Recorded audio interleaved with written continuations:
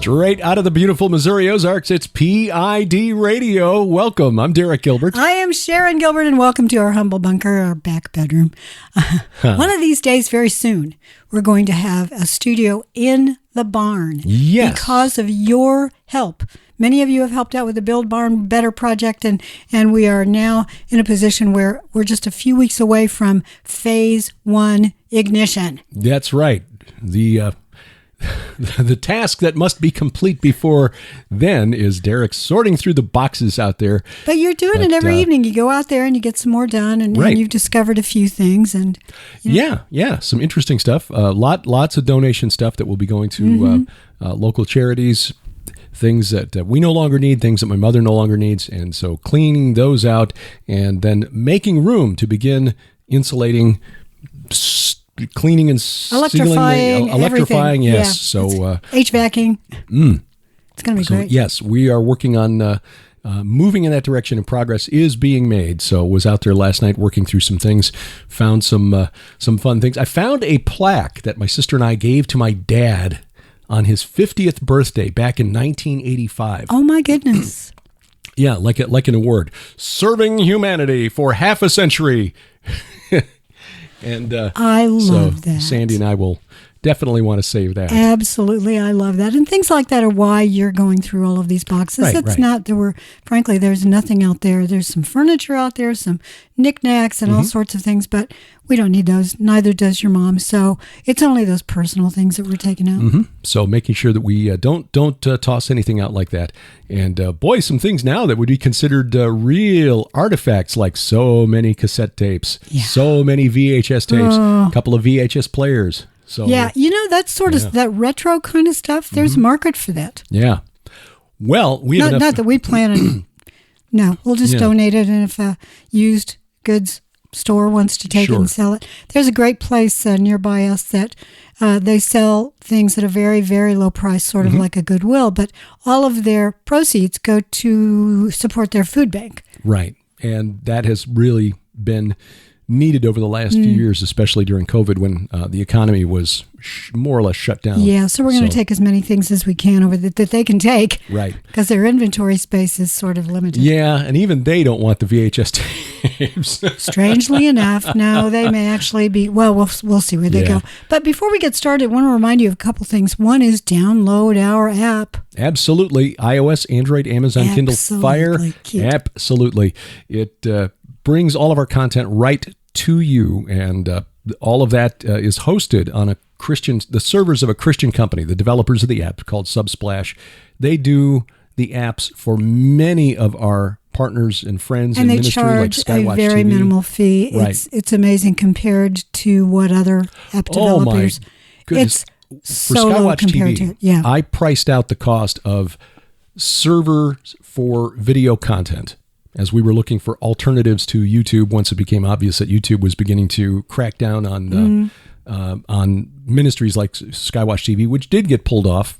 It's back now. The main show is back, 5 and 10, just because of what I talk about. And we've not even bothered. No. We get yanked. Anyway, Subsplash has not shown any inclination whatsoever to tell us what we can and can't say. So no, not at all. You will find many of our friends also with apps on Subsplash. L.A. Marzulli, Prophecy Watcher, Skywatch TV, of course. And they're so responsive. There have been a couple of times where there's been a glitch and you've contacted them within minutes. They're on it. The app is really useful. It's got a Bible module on there with several different translations, and you can have it speak to you. So if you're traveling somewhere, you can run the audio from your phone or tablet through your car's sound system. You can have it, just listen to scripture while you're going, or listen to our audio versions, because all of the video content, obviously the audio content is audio only, but the video content, you can also have an audio only app or option. Right, if you want to listen in the car, or if you have bandwidth to choose, it really is a good way to go. The other thing I want to remind you of is, we're going to talk more about Build Barn Better in a minute, but I want to thank a couple of people. Many of you send us cards of encouragement, and boy, I tell you what, they just mean so much to us. Our good friend Lynn, who's going to be moving out here soon, she just recently sent us a wonderful card of encouragement. Libby, who sends us a card quite often. Oh, God bless Libby. And Mary Alex, who sent us a nice, lovely, encouraging letter from Japan, along with some gorgeous Japanese greeting cards. Right. So thank you for all of those things. Thank you for thinking of us.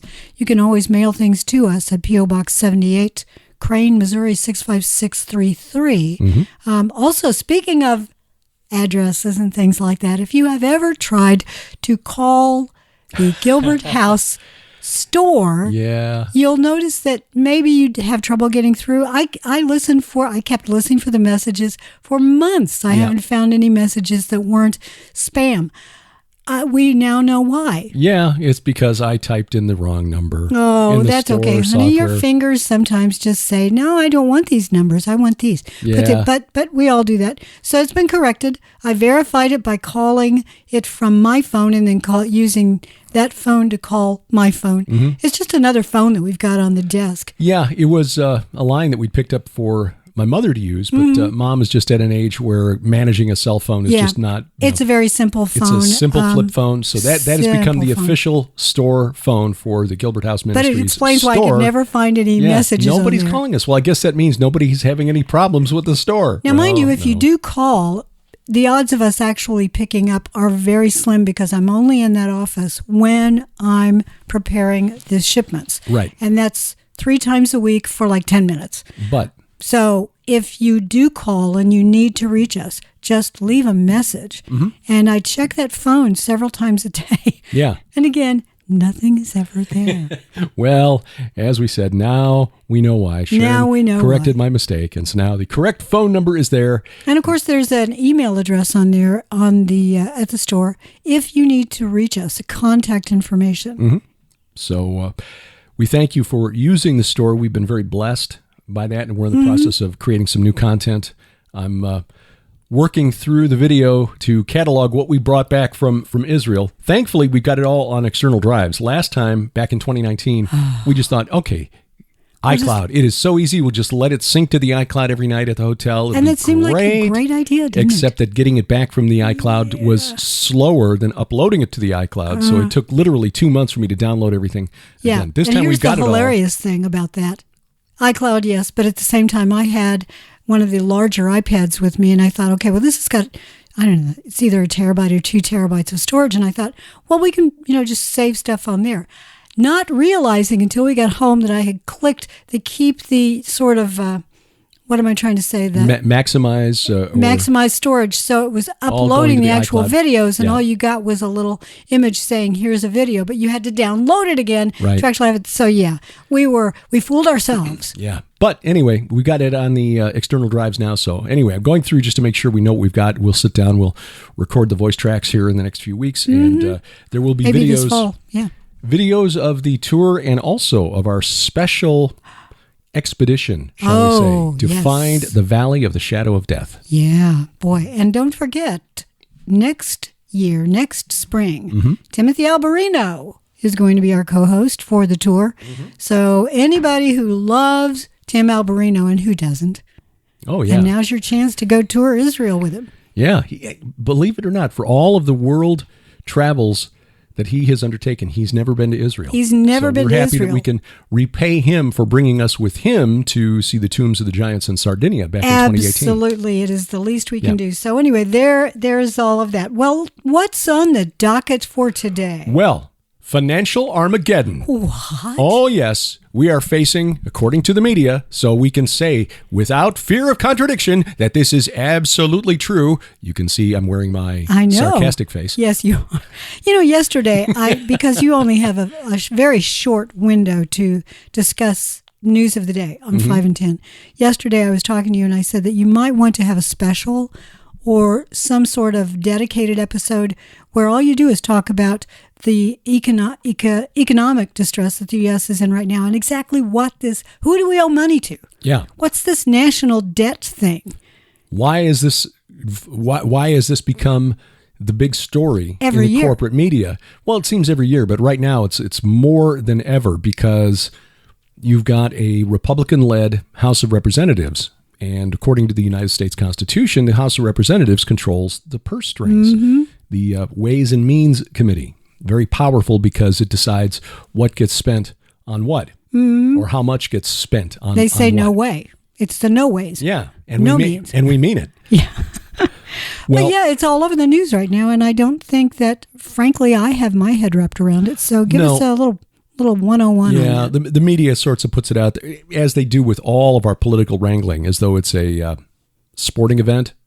Who's winning? The polls are showing that Republicans are up 3 this week. Whatever. It's a sideshow. That's exactly what it is. It's sleight of hand. They don't want us to see what's really going on. Yeah, look at other things that are going on, but we will, just so we understand where the United States is and how it's being presented to us compared to what's true, or at least as true as we can determine through the open source information that we have access to. We don't have secret sources or anything like that. The official United States debt is now measured at about $31 trillion, just shy of $31 trillion. The debt ceiling is a limit imposed on the United States Treasury by the Constitution, which allows Congress to still have some control over what the Treasury Department is spending. Right. If and when the federal government, which issues debt in the form of bonds, United States Treasury bonds, right, and other bond-like assets that are inflation adjusted.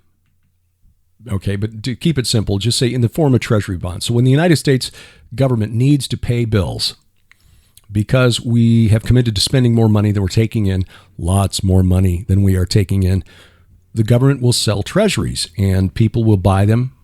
Investors will buy them. Other nations will buy them. In some cases, even the federal government itself buys its own debt. I want to stop you for a second and just explain what a bond is.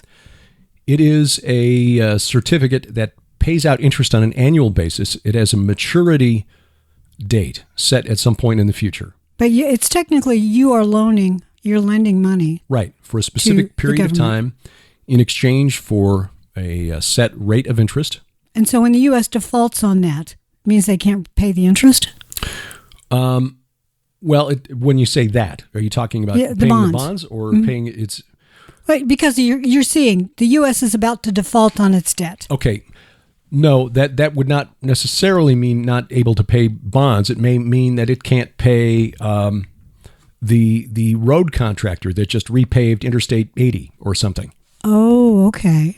So we've borrowed money and we've committed to making these payments for various and sundry things. So we can't pay the company that's supplying the bullets to the United States Army. Or to Ukraine. Well, yeah, or whatever. I mean, there are bills that come due every month. Electric bills for government buildings, salaries for soldiers, sailors, airmen, Marines, things like that the United States is obligated to pay every single month. And in order to finance that, because we're not taking in as much tax revenue as we need to make those payments, the government raises extra money by selling these treasuries. Give us this money for 3 years. We'll pay you 4% interest, and then we'll pay you back the bond at the end of that period when it matures. And so there are people who look at this as a very low risk investment because the United States has never defaulted on its debt obligations, which again can mean refusing to pay off those treasury bills that it's issued. What's going on right now is that because the debt ceiling, the amount that the Treasury is legally allowed to issue in the form of treasuries, debt, is not enough to cover what we owe when certain bills begin coming due the first 2 weeks of June. The government may start defaulting on certain things, like, again, it could be anything. You know, the vehicles that the United States government has purchased for park rangers or whatever. Okay. Gosh, we might not pay the president's salary. Oh, yeah, no, ouch. That's never going to happen. That's not going to happen. So that is why the United States issues treasuries to finance the debt, and because the United States government has been seen as absolutely reliable, there's always a demand for U.S. treasuries. what's happening right now is that the demand for bonds is higher because the interest rates being paid by banks is so low that people are pulling money out of banks and putting them into, putting them into money market funds, but also into treasuries, because they're paying more interest than you can get. You get like a 0.1% interest rate when you put your money in a savings account at a bank. You can get 4 or 5% from a money market fund. Why would you keep your money in the bank if you don't need the money right away for a checking account? And that's why you're seeing a run on banks. That's a whole separate issue that we won't even get into.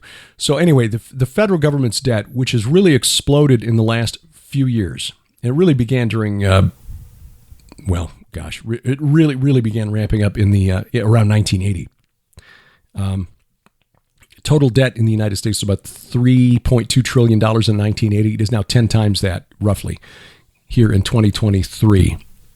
That doesn't even include the unfunded liabilities like Medicare and Social Security, things that the government is on the hook to pay to people because of promises made. The value of the unfunded liabilities is estimated at right now at about $46 trillion. So the U.S. debt, more accurately, is closer to $77 trillion than the $31 trillion. Oh, the whole world doesn't make that. Not in the course of a year, no. U.S. GDP is, last time I looked, it was somewhere around 19 trillion. I think it's a little higher than that now. Are you getting those numbers from Shadow Stats? No, I'm using the official numbers, Shadow Stats numbers for, and I don't know that they actually track federal debt. Shadow Stats is a very interesting site, shadowstats.com. If you want to see what the actual inflation rate is compared to the official rate, and there's a difference because the U.S. government in 1980 and again around 1990 changed the way inflation is calculated to make it appear to be not quite as bad as it really is, which also helps the government when they sell treasuries that are indexed to inflation, because inflation is going up. According to John Williams at Shadow Stats, although inflation has been falling, the official rate is running at what are they saying? About 5%. He puts it at closer to 8.5 or 9. And that was the way it was written in 1990. If you used the way inflation was calculated up to 1980, the current rate of inflation is closer to 13%. So more than double. So I'm looking at the website too. You're looking at the blue line? Yes. Okay. Yeah, and the blue line on that top chart is the 1990-based inflation. Scroll down a little bit to 1980-based inflation, and that shows the way it used to be calculated prior to 1980. But debt is a whole nother thing, and the United States government has just committed to paying out way more than we take in, and our elected officials seem to be of the opinion that debt really doesn't matter. We can just keep printing money because we're the United States government. In fact, a congressman was being critical in a hearing the other day of Bitcoin and other cryptocurrencies. It's like you just can't create money out of thin air. And then he said, and of course there are some who'll say that the United States government does it, and maybe we do, but we're the United States government. In other words, it's okay when the U.S. government does it, but not when anyone else does it. Okay, a couple of things. One of them is that when you and I were talking about this morning, you know what? If we just recorded our conversations all day long, it would be a 24/7. Well, not 24/7. I'm asleep, so are you. It would be snoring during those little 8 hours or whatever. But we talk like this all day. Right. This morning, I was asking you, to whom do we owe this debt? Right. Who holds these T-bills? And I had to look this up because I was under the impression that China held the majority of our debt. Yes, so was I. That is not the case. Private borrowers, in other words, we call private borrowers private citizens. Other than a country. The public. Yeah. Mom and pop investors buying treasury bills. Mom and dad did this for me years ago. They bought 15-year, 10-year treasuries or something. My dad bought them through his government bonds when he worked. We own, meaning we, the public, own the majority of the United States debt. Out of the 31 trillion, almost 25 trillion is held by investors. So they owe us money. Not sovereign debt funds. Yeah, but they can only pay off. You can't just cash them in at any moment. You have to wait till they mature. You can sell them and resell them as investments, and people do. About $7 trillion is owned by. Let me back that up. Let's say debt held by the public can include investors that like the sovereign wealth funds of other nations. So the Chinese can, and China's not even the largest holder of U.S. government treasuries. Japan is. China has been selling off treasuries here in recent years. China is number 2. The UK is number 3. China, but again, that only makes up about 25% of the outstanding U.S. Treasury debt. Mm-hmm. Is what's held by other nations. Mm-hmm. So if China were to sell off what it owns, that would amount to maybe 6 or 7% of our debt. Intergovernmental holdings, this surprised me. That's about roughly equal to what the United States government owns in its own treasuries. So how does that work? Again, I had to educate myself on this morning. Isn't that a Ponzi scheme? It kind of is. The Social Security and Medicare funds, especially Social Security. Social Security takes in more money in taxes than it spends on Social Security in any given month. But rather than put the money into, to use the infamous words of Al Gore, a lock box, that money is then used to buy treasuries. So that excess money buys treasury bonds, and the money then is transferred to the United States Treasury, which sold the bonds. Then the Treasury can take that money and put it into the general fund, which means it can be spent on other government stuff. It's a way of, it's an accounting trick to take money that's intended for Social Security and spend it on whatever, sending money to Ukraine. Yep. And I was like, wait, why did I not know this? I'm 61 years old, pretty well read, good reading comprehension. How did I not know this? This is, wow. I'm 4 years away, allegedly, from being able to start collecting Social Security. I don't anticipate ever collecting a dime because I just don't think it'll be there. I haven't even applied for it because, honestly, there are strings attached. And yeah. Look, there's so little that I would get. It doesn't make any sense for me to do it. And no, then it wouldn't. Have you tell me what I can and can't earn. Right. So that is how money that is intended for Social Security gets funneled into the rest of the government spending scheme through Treasury bills. The Treasury Department has also, or rather the Federal Reserve Bank, which is the privately owned, federally chartered, but privately owned bank, buys treasuries as well as a means of manipulating the economy. They've done this to keep interest rates artificially low because to attract investors, if there aren't enough people investing in your treasuries, you need to raise the interest rate that you're offering to make them more attractive. Well, to keep things artificially low and to keep the economy loose and running, the Federal Reserve Bank back in 2008, during the subprime mortgage crisis, began meddling directly in the economy through the purchase of treasuries and through the purchase of other securities. In fact, the Bank of Japan does this as well, investing directly in their stock market to prop things up. Oh, my goodness. Yeah. Well, if you want to know more about the Federal Reserve, there's a wonderful book written by G. Edward Griffin called The Creature from Jekyll Island. And it's all about how it was established and who was behind it and the reason why it was established. Didn't you interview him years ago? I did, and that is on our app, actually. That was one of the recent additions to our app. I think, where am I finding? I'm going to bring up our app here so I can find Griffin, maybe? Yeah, I think it is one of the prophecy interviews. You did it at Prophecy in the News, I think, years ago. There's a category called the prophecy interviews on our app, and you'll find it there from the 2011 Future Congress, July 22nd of 2011. It was Future Congress. Oh, my goodness. Yeah. Boy, I loved that one. That was fun. So, a number of interviews there, by the way, including early interviews with Tom Horn, Chuck Missler, Noah Hutchings. Yes. Chris White, Chris Pinto, and G. Edward Griffin was one of those. So you can find that interview with G. Edward Griffin at our app. Very informative. So the bottom line is this. The government is now negotiating, the White House, with Kevin McCarthy, who's the Republican Speaker of the House, to try to negotiate an increase in the debt ceiling.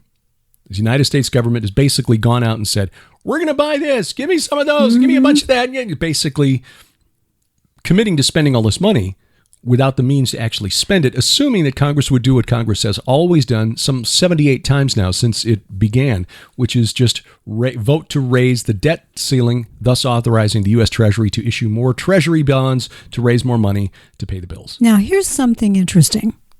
Hearing all of that craziness, now think about it spiritually.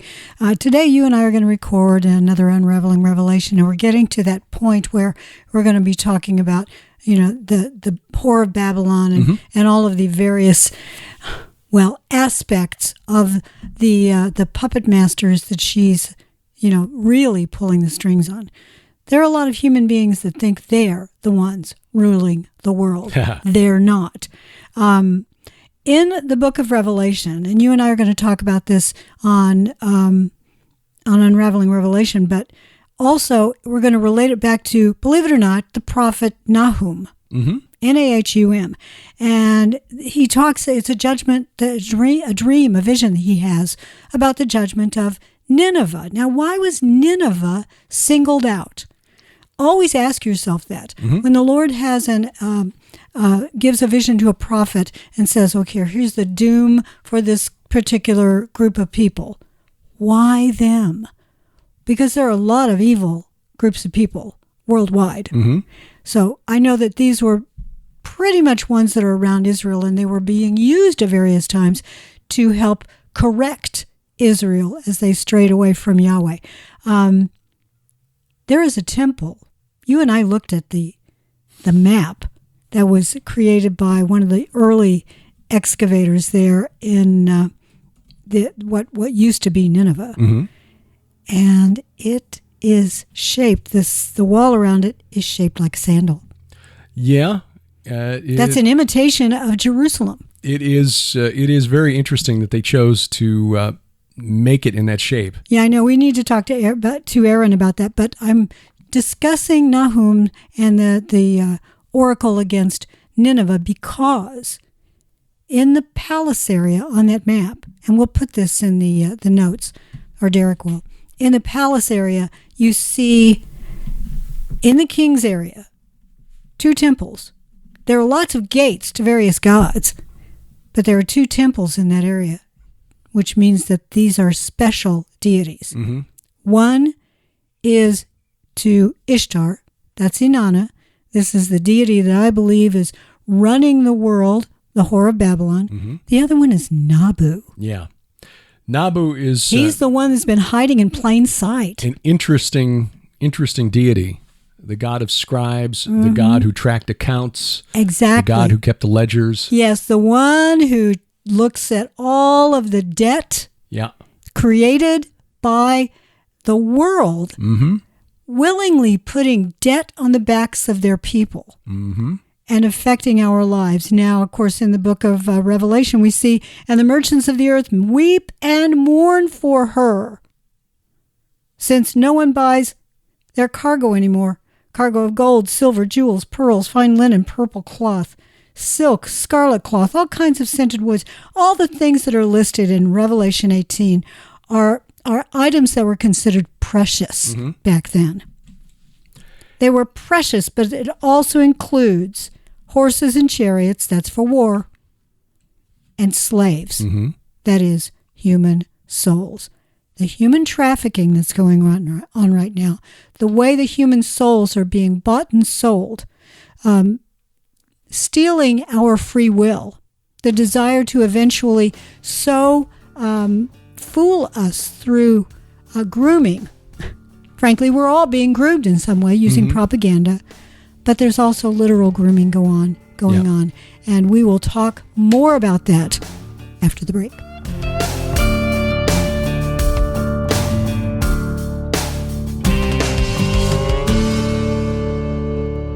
We've recorded a lot of video over the last 8 years, and we're truly thankful that so many of you have been blessed by our teachings, presentations, our travel augmentaries of our tours through Israel.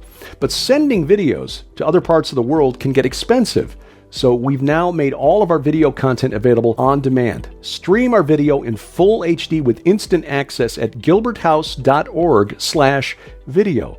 And during the months of May and June, you can save 20% with promo code VIDEO20 at checkout. That's VIDEO20. Video on demand for as little as $3 for 7 days access and 20% off with promo code VIDEO20. But if you prefer DVDs, that promo code works for you too. Log on to gilberthouse.org/store, use VIDEO20 at checkout, and save 20% on all DVDs. 20% off all streaming video and DVDs with promo code VIDEO20 at gilberthouse.org.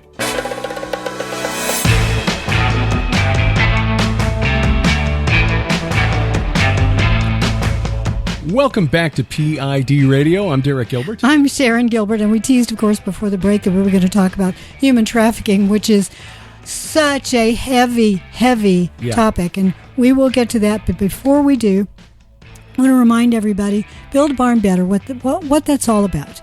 The fact is that we have a big old barn that's just holding stuff. When we say barn, don't think traditional wood barn with I would horses love it if it cattle. Actually looked like that. Yeah. No, but it's just a steel barn. It is a pole barn or a steel shop building. It's on a concrete slab, which is very amazing nice building. Because, yes, that concrete would cost more than our whole project, I think, right now. Oh, easily. So we're blessed that it's already there.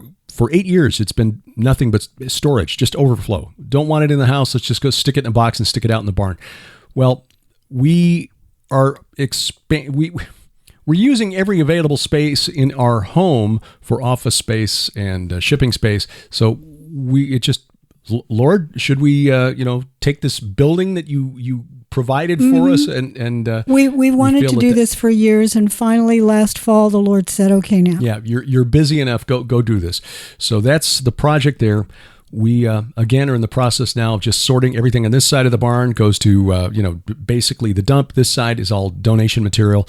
Once that's cleaned out, then the contractors can get in. We've already got estimates on cleaning it up. There's some holes in the exterior walls that need to be replaced, sealed, the panels replaced, the siding replaced.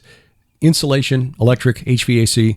Once that's done, then we can start setting up some workspaces. Cleaning and sealing the concrete because it's got all sorts of oil and stuff on it. Right. But once we get past all of that, then we can actually set up some workspaces out there and begin the process of moving the equipment from here out to there. And we are deeply, deeply thankful for your assistance. You guys have been so generous with us. We know it's confirmation to us that the Lord really is behind this project. So thank you. We do not know how to say thank you enough times. But you guys, every time we see one of those donations, we just cry. It is a true blessing. And for those we just look forward to seeing what the Lord has in store for us and how He wants that space used. Yes, and we covet your prayers. Yes. We covet your prayers, not just for the barn project, but for our travels and our books and just that we would honor the Lord in everything we do. My prayer every day is, Lord, help us to lift up Jesus, crucified, risen, and coming again. Amen. The world needs that. Amen. The world really needs that. Well, right now, as we said before the break, there is a lot of grooming going on, not just grooming us so that we will believe a lie, but also grooming young people, not just to believe a lie, but to traffic them, to convince them to go to a certain place, and then they are stolen or just pulled off the street or told, hey, you get to go to this great land and it's going to be rich and this and that. And when they get here, when this 10-year-old or 12-year-old or whatever gets here, he or she is then sold off for who knows what. That was one of the more horrific aspects of the southern border crisis, which really isn't getting enough attention. It's bad enough that in Chicago, I mean the flood, the numbers is bad enough that on the south side of Chicago, which is a predominantly African American, people are protesting because the city isn't doing a good job in providing basic services in Chicago. Chicago's very unsafe. At least certain neighborhoods are very unsafe right now. It's sad to see, but the neighborhood I grew up in, which was a working class, blue collar, very stable neighborhood. We moved after 12 years of living there. We were still the new people on the block, but it is now one of the most dangerous. More people shot per year in Chicago, in my old neighborhood, than just about anywhere else. But the people there are protesting, saying, look, you're not taking care of the people who live here. Why are you volunteering as a sanctuary city? I saw a story, an image from one of the Chicago police precincts of the entire lobby of the police station taken up with migrants with nowhere to go, sleeping on the floor of the police station in Chicago. This is a tragedy. Chicago is nowhere near the Mexican border. No, but they're being bussed up there. They're being bussed up there. The state and of how Texas many are getting is lost along the way? Well, that is the thing, because the one, again, that is bad enough, that you just overwhelming the services of city like New York. The city of New York has declared an emergency. So we can't take any more. And trying to They're blame... supposed to be a sanctuary city. Right. And they're trying to blame Governor Abbott in Texas. They're blaming President Biden. Excuse me, when you say you're a sanctuary city, it means that, hey, come on and come up here. Right. This is what it means. It's not, if you're going to make that promise, remember, it's not always going to be easy. But according to a whistleblower who formerly worked at the Department of Health and Human Services, testifying to a House subcommittee, this is a couple of weeks ago already, and the New York Times ran this expose, which really surprised me. I mean, when you're in the White House as a Democrat and you've lost the New York Times and CNN, you're in trouble. New York Times reporting on this says something like 350,000 unaccompanied minors have crossed the southern border since Joe Biden took office. Oh my goodness. Now, the Brits are complaining that they're on the verge this year of hitting 1 million net immigration. I thought with 1 million in a year. Wow, that's a lot. No, that's 1 million over all of the time that they started tracking the statistics in the UK. Oh, I thought it was just for this year. No, because they're looking at maybe getting 50,000 crossing this year, but that'll push them up over a total of 1 million or something. Now, that number may be wrong for the year, but I mean, it's a cumulative number. The fact is, here in the United States, we've had a couple of million just since Joe Biden took office. But of those 350,000 unaccompanied minors, 85,000, according to the New York Times, have been lost. 85,000? That's about a quarter of the kids who've crossed the border as unaccompanied minors. They have dropped off the radar. Health and Human Services doesn't know where they are. And this whistleblower, talking to the House subcommittee, said that what's happening is they are brought into the country. Health and Human Services, Customs and Border Protection, they will take them and then deliver them to a sponsor who, according to this whistleblower, oftentimes is himself a member of a criminal gang, a trafficking organization. And these kids are then taken, they disappear. Oh my goodness. And God only knows what they're doing. There was a story during trafficking in the souls of men. Well, Slaves. Yes, exactly. Now, I remember the first year that we started doing Skywatch TV, that we partnered with Skywatch TV, reporting on I think it was 2016, a story that came out during Obama's last year in office, that authorities had raided an egg farm in Ohio and found minor children who had crossed the border illegally, most of whom didn't speak English, working at an egg farm, essentially as slaves.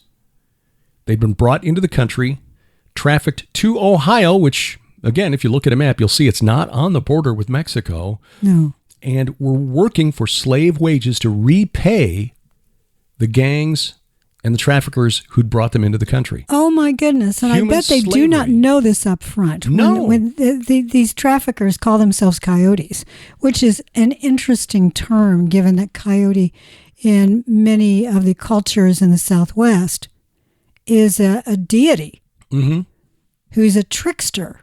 Yeah, significant, and maybe in ways they don't even intend. The whistleblower's name is Tara Lee Rodas, Rodas, and I will put a link to the Fox News article in the show notes so that you can see what this story is and see that I'm just not making this up.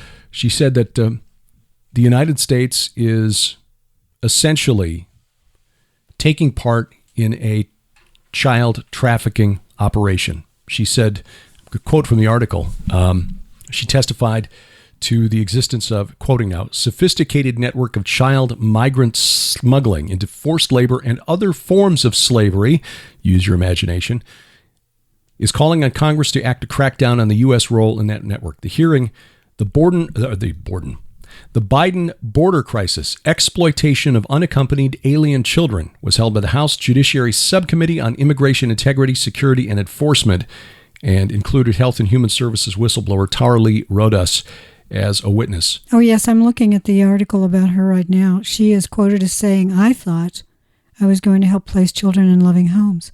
Instead, I discovered that children are being trafficked through a sophisticated network that begins with being recruited, home countries, smuggled to the U.S., and it goes on and on." Right. It's well worth your time to read it. Yeah. According to the Fox News article, and this is using statistics from Customs and Border Protection, the number of unaccompanied alien children who arrived at the border swelled from 33,239 in 2020, which is bad enough, to 146,000 in 2021. So multiply by a factor of 4 at least. What changed between 20 and 2021? Joe Biden became president, was sworn into office. Yes. 152,000 in fiscal 2022. So far in fiscal year 2023, there were more than 70,000 encounters of UACs, unaccompanied alien children. So add that together, that's roughly 370,000, of which, according to the New York Times, 85,000 have just dropped off the map. You can watch her entire testimony on YouTube, and it's in the article that I'm looking at, but we'll make sure that you have a link to that. Explain something for me that is definitely part of this whole problem. Title 42. Explain what it is and what the sunset, the repeal of this law means. Title 42 was a regulation used by the Trump administration to justify keeping migrants in Mexico during the Trump years. It was repealed, Biden wanted to just stop using it, but the White House was sued and a judge required him to keep it in place. Title 42 used public health grounds as justification for during the COVID pandemic to justify keeping the migrants out. It's like, look, we don't know what your health status is. We don't know whether you've been vaccinated, so stay out. Is that the real reason he stopped the emergency condition for Well, no, COVID? I don't think so. He kept kicking that can down the road saying, no, I'm not going to repeal it yet. The COVID emergency officially ended this past week as well, which is why Title 42 expired. That's why I'm saying. Right. That would have been tied to that. I think because the World Health Organization finally said, nope, there's no more pandemic. It was difficult for them to justify it. The United States was like one of the last nations on Earth to require people coming in from outside the U.S. to show proof of a COVID vaccine. Right. Which is nuts. But I know. When you consider who pays for our elected officials, you can guess. It's a 2-syllable word that rhymes with smiser. Oh. It's not really that surprising. It's not really that surprising. So anyway, that finally ended. When Title 42 ended, migrants were preparing to surge across the border. And in fact, they started doing it earlier in the week because there was another, and it's really funny because you have to laugh. Otherwise, you just start throwing things at the wall.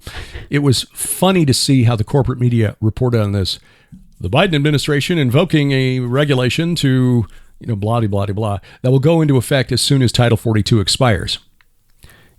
Basically requiring people demanding sanctuary here, saying that they want to be, that they're refugees from our home country. If you crossed through other countries to get to our southern border, like Guatemala, Honduras, Mexico, and you didn't apply for refugee status in one of those nations first, you can't come in. Get out. Well, this was one of the rules that Biden eliminated on his first day in office. Trump had that rule in place and was using it. We had the lowest level during 2020. The lowest part of it, I guess, was COVID. But the fact is that between that and what sections of the wall did get built, there was less illegal immigration during Trump than there had been for decades. And Joe Biden reversed that with a few strokes of his pen on January 21st of 2021. So do away with that, do away with that, do away with that. Suddenly, boom, that's why you've got this sudden surge in people crossing the southern border. But now, because he's got Democrats who are squawking, like Eric Adams, the mayor of New York City, like the city of Chicago. Oh, I know. They're overrun. Yes. And it's because Governor Abbott of Texas, yes, the Democrat governor of Arizona, who should be a Republican, but that's another story, all complaining and saying this is Biden's fault. With the presidential election coming up, now Biden is finally at least trying to find ways to make it look like he's doing something. Without doing something. Without really doing something. Yeah. So, because what they're doing is, as I was hearing a report from Texas on the Glenn Beck radio show yesterday, whenever people in Texas see these big white buses with blacked out windows, they know there's another busload of 100 migrants going somewhere in the United States, we know not where. And that's what's happening. They're flying them into places like Chattanooga and, who knows? It's just all over the country. And it is... trading in the souls of men. Trading in the souls of men. Sad to say, but the United States government, whether intentionally or no, is participating in the wholesale trafficking of humans. I would argue that most of the leaders of the world are now involved in implementing Inanna's vision for the New World Order. These individuals may not realize what they're really doing. We have to remember that Jesus himself forgave those who crucified him, forgave the human beings that put him there. We want to throw things not at the wall, we want to throw things at the politicians. At the very least, we want to hurl our language at them and chew them out. But it's a spiritual thing. If you forget about the warfare that's going on behind the humans, you will miss it entirely. And that's why most of the politicians of the world, they don't understand why things happen. Because they don't see the spirits behind it. Exactly. And that's really what's going on here. We are witnessing spiritual warfare in real time. We are seeing these children who are being used, abused, and broken, which perpetuates this cycle of evil. And so we need to remember that they are just the human shields behind which these principalities and powers are operating. And it's nothing new. It's been going on since the very, very earliest days of humanity. It was going on pre-flood.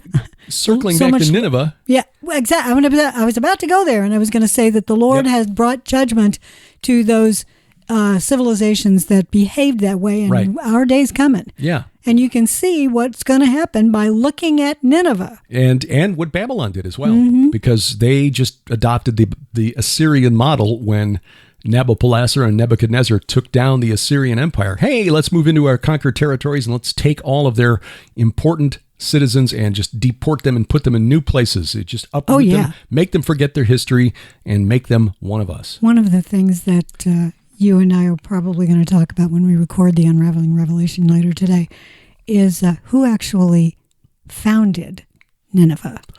Yeah. The other thing, and this opens up a whole nother level of understanding the Bible, is realizing that the name Babylon did not only apply to that city ruled by Nebuchadnezzar in the 6th century BC, founded by Shumu Abum in the 19th century BC or 18th century BC. It was applied to many of the great cities of ancient Mesopotamia, including and especially Nineveh. Exactly. In fact, there is a well-respected archaeologist who believes that the Hanging Gardens that were so spectacular were not in what we would call Iraq, that section of Iraq near Baghdad. Right. They were actually in Nineveh. Near Mosul. Yep. Mosul is just across the river from the site of ancient Nineveh. Yeah, Stephanie Daly is her name, and she is a very, very well-respected Assyriologist. She has a documentary that you and I've watched it a couple of times now, that she logically shows you on the ground. She actually shows you the canals that were built and how they watered this. If you can picture a ziggurat, those were the Hanging Gardens. In other words, there was a an artificial mountain. Right. And showed the possible mechanism by which water was elevated and then allowed to run down through those gardens. Yeah, think about that. The Hanging Gardens of Babylon weren't at Babylon. Yeah, well, they may have actually been at Nineveh. We made that case before that Babel was not at Babylon. Right. That the name applied to a different city. And she is the author of a paper. If it's available online, and I think it is, I will link to it. If you want a deeper dive into this, how the name Babylon applied to other ancient cities, including Nineveh, which is part of her thesis on the Hanging Gardens, but it's also relevant to Eridu, which is where we believe the Tower of Babel was located. It's worth reading. And again, it gets back to the prophecy of Nahum and the prophecy of the destruction of Babylon in the book of Revelation. Yes. Does it mean Babylon the city, or are we talking about any of these cities that operated as God gates? Yes, exactly. And if you look at this outline of Nineveh, you will see quite a number of God gates. But there's only one that has those lamassu, and I'm trying to see, hold on. Yeah, there was a gate of Sin, the moon god, to the north, the gate of Nergal, who was the god of the plague god. It was also connected to the netherworld, the equivalent of Apollo for the Greeks and Romans, and Resheph for the Canaanites. There was the gate of Ashur, which was the Assyrian version of Enlil and El. It was the Nergal gate. The Nergal gate. Okay. Who's, Nergal is one of the psychopomps or gatekeeper of the underworld. Right. He's sort of like Osiris. Resheph and Apollo. So if you think of it that way, we've got these lamassu, which are the winged bulls, these creatures that are similar to what's described in Scripture as in the throne of God. The cherubim, yeah. The cherubim, exactly. Winged bulls, but human-headed and with lion's paws. They're not cute either. They're really scary-looking dudes. Yep. They were guarding, on either side, guarding the gate of Nergal, the keeper of the underworld. If that's true, then when you go through there, you're essentially entering the underworld. If that's his gate. And interesting that was on the north side of the city. Interesting that the gate of Ashur was on the south side. And the scene, if the map is true north at the top, scene was at about 10:30, 11 o'clock. Yeah. Seeing the moon god. Yeah, it's a really interesting, and again, the temples that are marked on there, the only two temples that seem to be in the king's area were to Ishtar and Nabu. And we argued that Nabu is the rider on the black horse in our book Giants, Gods, and Dragons, because he is the one who, as the god of scribes, the god of accountants, basically, was essentially the god of lawyers and bankers, the patron god of those who controlled the economy in ancient Babylon. So you can see why he and Inanna would work together. She's controlling the warfare aspect, the society aspect as far as sexuality, and he's controlling the money. The money and also the law. Whenever you needed to write up a contract, you had to go to a scribe, and that guild was protected by Nabu, who was Hermes to the Greeks and Mercury to the Romans. And if you wanted to write a curse tablet. Yeah. Because writing itself. Yeah. Now, I'm not saying that that's how the Hebrews did it. No, not at all. But even the Egyptians believed that their god, Thoth, I think, was their god of writing, who was the equivalent of Nabu, that he and all of the priests, the scribes who worked under him, it was a mystical vocation. Yes. And just writing down a word was magical. So you had to be really careful what you wrote. The Egyptians had a really interesting practice they called execration texts, where they would write down the names of enemies on bits on pottery or on clay figurines that represented their enemies. Then they would curse them, and then they would smash the figurine or the pot, which then would bring the curse to be on the heads of their enemies. Well, those curse tablets, they were still being used in ancient Rome. They would take a thin sheet of lead, and then they would use a stylus, and they would write the curse. There was a form you had to use, an official curse form. Fill in the blank. In triplicate. Yes. Submit one to the temple. One is your copy. The other one gets thrown into this big pile. Yeah, and then you dedicated it. You pleaded with a god or goddess to carry it out. We don't necessarily buy into that these days, but I got to tell you, these gods and goddesses, they are still at war with one another and very much at war with the Lord God Almighty, their creator. Mm-hmm. Their creator. They have the hubris to think that somehow they can win. But it may be that they know that they're doomed, and they just want to hurt God by taking as many of his children, the children of Adam and Eve, with them to destruction as they can when they go. Speaking of those Lamassu, we've said this before, so if you've missed our mention of the Godzilla King of Monsters movie, you really need to watch it, because when you see his lair, it's guarded by Lamassu. That was, and you got to watch carefully, because it's only for about 1 second that you get the glimpse as the submarine is going into this underground city, sort of like Cthulhu from the Lovecraft Cthulhu mythos, dead but dreaming at the bottom of the ocean. Yes. Sort of an Olympus, a lost civilization. Was at the top of a ziggurat. You had to go up a lot of steps. Right. And I would love to get a better image of that. Sadly, there is no making of that film to show the CGI layout, but I would love to know how many steps were climbed. Yeah, that would be interesting. There's a lot. Yeah. Interesting the way they have rebranded the Titans as the original and rightful rulers of Earth. No, the Titans. And that the Titans need to come back to reestablish balance, because we humans are an infection on the surface of Mother Gaia. So sadly, there are a lot of humans that are buying into that.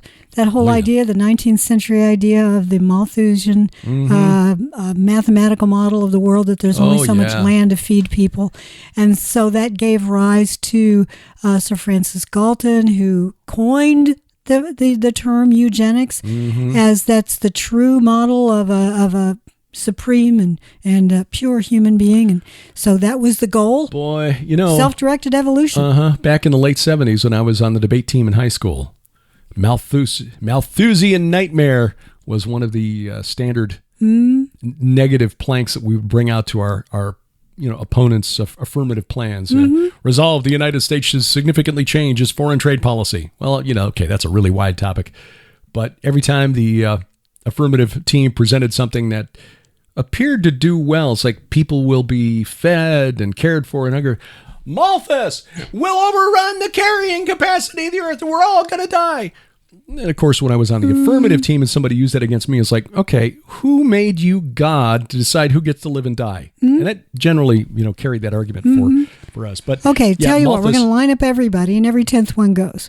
Yeah, or, David lined them up and said 2 out of every 3, if you're a Moabite, of course. Yeah. Well, decimation, that's where that word comes from. The Romans would kill every 10th one. Yeah. So by contrast, they were a little more merciful than David was with the people of Moab. Let's just praise the Lord God Almighty, because he is merciful, and he doesn't want any one of us, because these physical bodies that we're inhabiting right now, these are temporary. Praise the Lord, they are temporary. Amen. Otherwise, we would live forever in our sins. We don't want that. No. Not in this sinful, broken, imperfect body.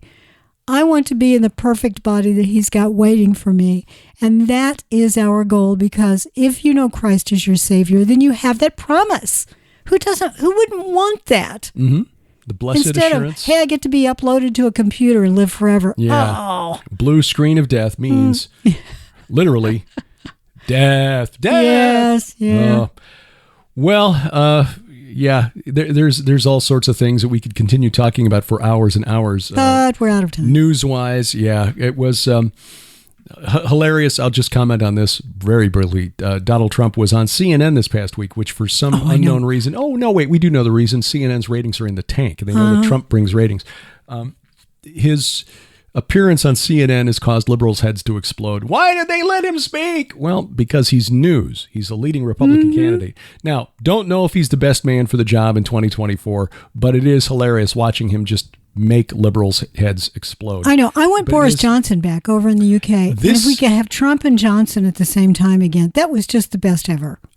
Yeah, the conservatives, the Tories in the UK are beginning to realize, well, Rishi's going to lead us to destruction in the polls. Yes. Boris could do a good... Yeah. Remember when he gave his sort of swan song speech? He quoted Cincinnatus. Know your history. Yeah. He was one who was made the tyrant of Rome, which basically means... That's actually a position. It was a position, yeah. The word has come to mean something different in English today than it meant back then. Time of emergency, Cincinnatus led Rome to victory. And then instead of hanging on to power, which he could have done because he was very popular, he said, thanks, but no thanks. I'm going back to my farm. And so he inspired a society of Cincinnati or Cincinnatus in the colonial period here in the United States. And when things went south in Rome, they begged him to come back. Yeah. And he did. But again, once the crisis was averted, he went back to his farm. Mm-hmm. And George Washington, interestingly, was a member of the Society of Cincinnatus. Yes. So by invoking Cincinnatus, Boris was telegraphing, I know you're going to want me back. Uh-huh.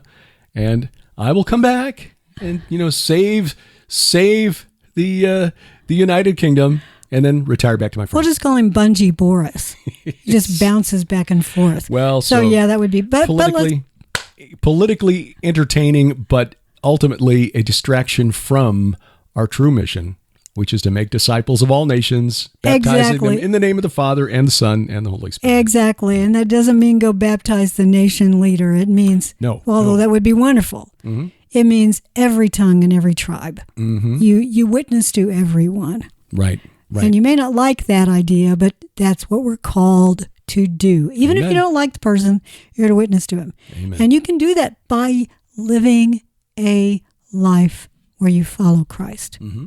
That's the biggest witness we have, is our life. A lot of people only know, all they know of Jesus is what they see in the way we behave. Exactly. Which, sadly, we are often not good ambassadors for our King. No, and that's exactly what we are. We are ambassadors for Christ. Mm-hmm.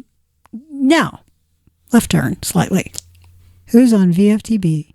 Who's on first? Tomorrow night on A View from the Bunker, it is Ali Siadatan, who is the founder of Think Again Productions.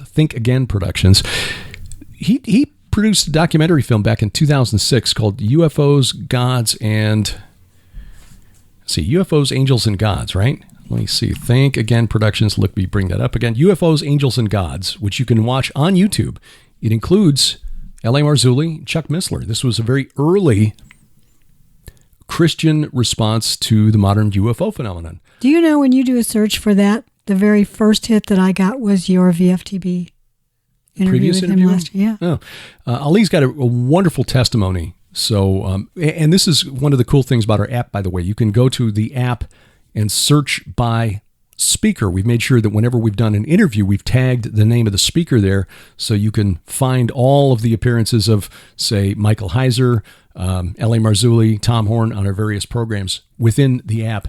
Ali's was born in Iran. He is a Persian and raised Muslim, but he has accepted Jesus Christ. He has had the opportunity and the blessing to witness to his family and see many of them come to Christ as well. So fascinating man, deep thinker, and just a great conversation. And now living in Toronto, Canada. And he's got a mutual friend, the radio broadcaster up there, Richard Sirrett, who's had me on his program, The Conspiracy Show, a number of times. Mm-hmm. Richard broadcasts on one of the big Toronto radio stations, and he's a regular fill-in on Coast to Coast AM. But Ali is a friend of his. They go out for coffee fairly regularly. Oh, that's cool. Anyway, tomorrow night on A View from the Bunker. But that, like I say, that the first hit that I got was VFTB Live, but it was the IMDb entry for it. IMDb entry? Yes. You have IMDb entries for all of your VFTBs, apparently. Really? Yes, A View from the Bunker from 2009. IMDb is the Internet Movie Database. So I've got credits? Apparently so. Is that not just the craziest? Well, A View from the Bunker, 2009 to... current day. Still going, yeah. Wow. I didn't put it up there.